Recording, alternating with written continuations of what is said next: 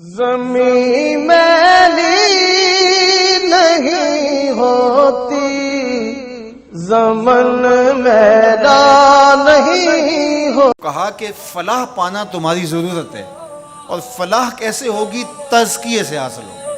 اور تزکیہ کیا ہے؟ تزکیہ تمہارے باطن کی ستھرائی کا نام ہے، اندر کی پاکیزگی کا نام ہے، تمہارے دامن کی عفت کا نام ہے، تمہارے خیالوں اور سوچوں کی طہارت کا نام ہے، تمہارے طرز معاشرت کی خوبصورتی کا نام ہے، تمہارے انداز حیات کی ندرت کا نام ہے، تمہاری زندگی کا جمال تزکیہ ہے، خوبصورتی تزکیہ ہے. اللہ کی حرام کردہ چیزوں سے بچنا، اس کی ممنوعات سے محفوظ رہنا، حتیٰ کہ مکروہات سے بھی، اور یہاں تک کہ ایسی سوچ سے بھی، ایسے خیال سے بھی، ایسے وسوسے سے بھی اپنے آپ کو بچانا، اس کو تزکیہ کہا جاتا ہے.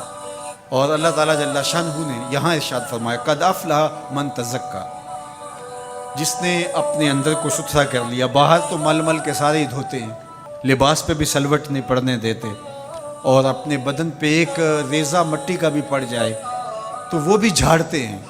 کہا یہ بھی اچھی بات ہے، اسلام ستھرائی کا دین ہے، صفائی کا دین ہے، لیکن اس سے کہیں زیادہ اہمیت ہمارے باطن کی صفائی کی ہے، ہمارے اندر کے ستھرا ہونے کی ہے. تزکیہ مقصود ہے. اب یہ تزکیہ کس طرح ہم حاصل کریں؟ ایک تو اسی آیت کریمہ میں ارشاد فرمایا فذکر اسم ربہ، اپنے رب کا نام ذکر کیا، نام پکارا، یعنی ذکر الہی یہ حصول تزکیہ کا سبب ہوا. فصلی، اور دوسری بات ارشاد فرمائی نماز. تو یہ تزکیے کا نتیجہ بھی ہے کہ جب اندر تزکیے کے نور سے مالا مال ہوگا تو پھر پیشانی سجدے میں ضرور جھکے. اللہ کی بندگی یہ بندے کا مزاج ہوگا.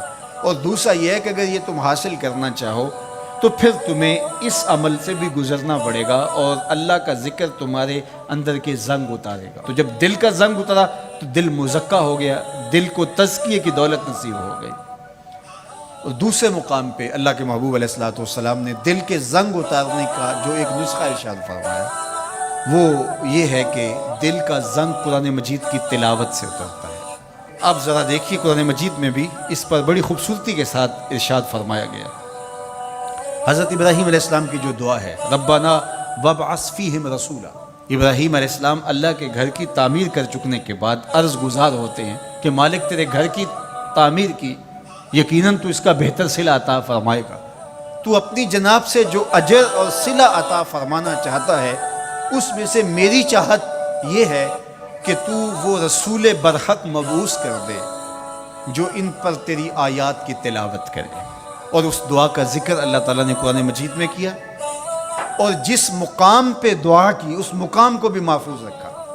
واتخذوا من مقام ابراہیم مصلی، کہا اس کو جائے نماز بنا لو. آپ نے حج یا عمرے کی سعادت پائی ہو تو وہاں مطاف سے تو ہر رکاوٹ اٹھائی جاتی ہے کہ طواف کرنے والوں کو کوئی دقت نہ ہو، اور یہاں یہ پتھر نصب کیا ہوا ہے. یا اللہ تیرے گھر کے سامنے یہ پتھر تو نے تو پتھروں سے دور ہٹایا تھا، لیکن اس پتھر کے نیڑے آ کے سجدہ کرنے کا کہا گیا. واتخذوا من مقام ابراہیم مصلی، طواف کر لیا، عمرہ کر لیا، حج کی سعادت پائی، طواف زیارت کر لیا، لیکن کہا کہ تمہارا طواف نہیں مانوں گا جب تک 2 رکعت یہاں نہیں پڑھو گے جہاں میرے یار کے قدم لگے. یا اللہ تیرے گھر کا طواف ہو گیا، کوئی کسر رہ تو نہیں گئی تھی. کہا محبت کی بولی جانتے ہو تو یار کا ڈیرا اچھا لگتا ہے، اتنی دیر تک تمہارا طواف ہی قبول نہیں جب تک یہاں ماتھا نہیں رگڑو گے جہاں میرے یار کے، میرے خلیل کے قدم لگے. اب وہاں پیشانی رگڑائی جا رہی ہے اور وہاں ماتھا رگڑا جا رہا ہے. کہا یہ مقام ابراہیم ہے، یہ عزت کا مقام ہے، اس پتھر کے نیڑے لایا جا رہا ہے. وہ بھی پتھر ہے، کالے رنگ کا پتھر، لیکن اس کو چومنے کی تلقین کی، ادب سے چوما جا رہا ہے، عقیدت سے چھوا جا رہا ہے، پیار سے دیکھا جا رہا ہے. میں نے بوڑھے اشخاص کو بھی دیکھا کہ ہتھیلیوں پہ جان رکھ کے پتھر کو چومنے کے لیے بے چین ہے. اکلوتے بیٹے کو چومنے کے لیے ماں کی وہ تڑپ نہیں ہوتی جو اس پتھر کو چومنے کے لیے کلیجے کے اندر بے تابی اور ایک بے چینی اور اضطراب ہوتا ہے. مجھے ایک بوسہ میسر آ جائے. یہ تڑپ کیوں؟ یہ راز حضرت عمر نے کھولا.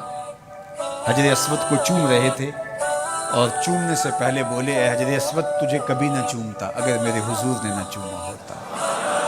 ہم نے قطرہ دیکھا نہ کبھی دریا پہ غور کیا، بس جہاں تیری جھلک نظر آئی وہیں ڈوب گئے. تو یہ عقیدتوں کے رنگ ہیں, یہ محبتوں کے روپ ہیں, یہ الفتوں کا ایک عجیب جہان ہے جو ہم نے یہاں آباد دیکھا. تو یہ پتھر ہو کر کے بھی عزتوں کا ظرف قرار پایا, اور اس کو سینے کعبہ کے اندر نصب کر دیا گیا. کہا یہ نشان ہے, یہ شاعر اللہ میں سے ہے, یہ جائے نماز بنا لو. یہ عزتوں کا ظرف قرار پایا. اس کو یہ عزت کیوں ملی؟ اس لیے کہ حضرت خلیل اللہ کے قدم لگے. اچھا, کیا حضرت ابراہیم کے قدم ساری زندگی اسی پتھر پہ لگے یا کسی اور پتھر پہ بھی لگے؟ ظاہر ہے یہ سارا علاقہ زمین میلی نہیں ہوتی, زمن میلا نہیں ہوتا, زمین میں